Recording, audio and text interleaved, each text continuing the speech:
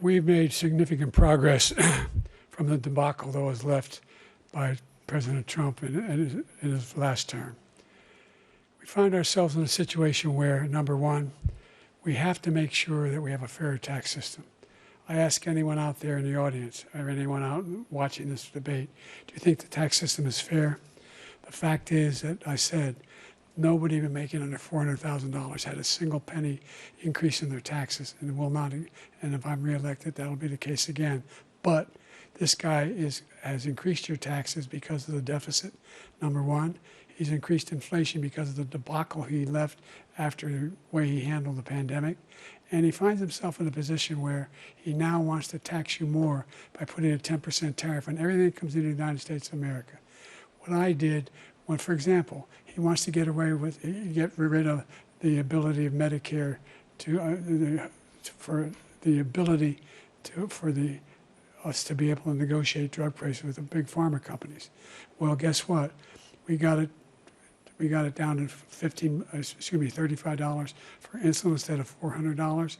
No more than $2,000 for every senior, no matter how much prescription they need. You know what that did? That reduced the federal debt by $160 billion over 10 years because the government doesn't have to pay the exorbitant prices. I'm going to make that available to every senior all along, it's happening now, and everybody in America. He wants to get rid of that. Like so many politicians, this man is just a complainer. He said, we want to do this, we want to do that, we want to get rid of this tax, that tax. But he doesn't do anything. All he does is make our country unsafe by allowing millions and millions of people to pour in. Our military doesn't respect him. We look like fools in Afghanistan. We didn't stop Israel. It was such a horrible thing that would have never happened. It should have never happened. Iran was broke. Anybody that did business with Iran, including China, they couldn't do business with the United States. They all passed. Iran was broke. They had no money for Hamas or Hezbollah, for terror, no money whatsoever. Again, Ukraine should have never happened. He talks about all this stuff, but he didn't do it. For 3.5 years, we're living in hell.